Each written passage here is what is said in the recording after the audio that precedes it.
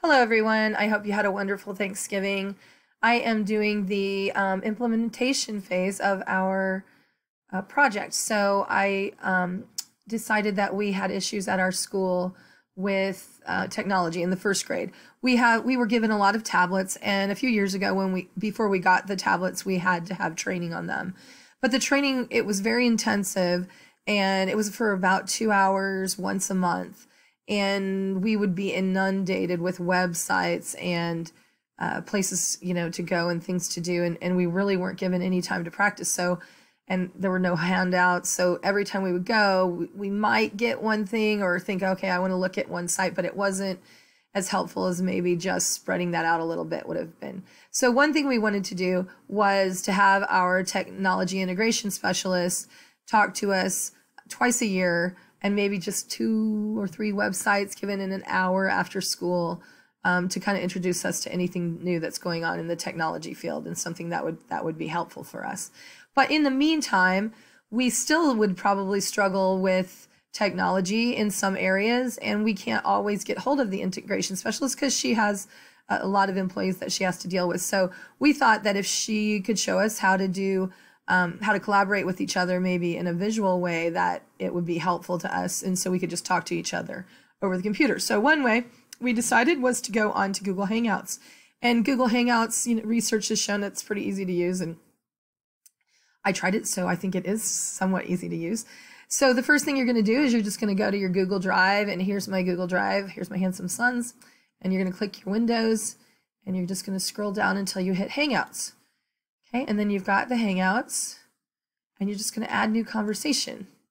Okay, and if you just want to talk to one person, you can type in whoever that is. Let's see, I'll type in Denny, and there she is, and I can click her, and I can just start a new conversation with her over here. Okay, and then I can X that out. That's actually a really good thing. If I know she has done something, and I can just ask her to help me. And she can even show me, on her video screen exactly how to get it done. So it's very helpful.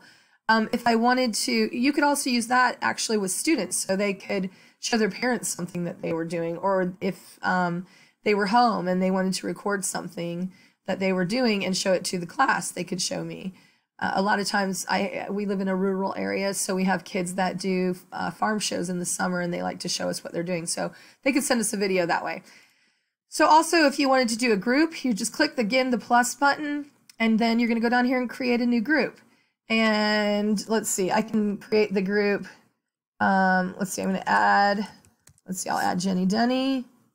I'll add Kirsten Wagner. Okay, and I'll add Skeeter Wagner. We have 2 Wagners teaching in first grade. Love them both. And let's see, I'll add Jennifer Carey. Okay, and then there's my group. And then I can just click the check mark, and it sends out an invitation to them over here. I can type, or sorry, it sends out a message to them over here. And at the bottom, I can just type in, hello, I am working on a project for school. See you tomorrow. Okay, enter, and then that comes up, okay, and they can all see that. And it's a real easy way to, converse or show them. You can do a video call, you can do a phone message, or you can just send a message. And so it's just a real easy way to collaborate. If there's someone in another school, it's just be a really easy way to get hold of them, when they're available, maybe just for a few minutes after school instead of having to meet all the time. So that is how I decided to help solve our problem of collaboration, and I hope that it's helpful to you too. Thank you.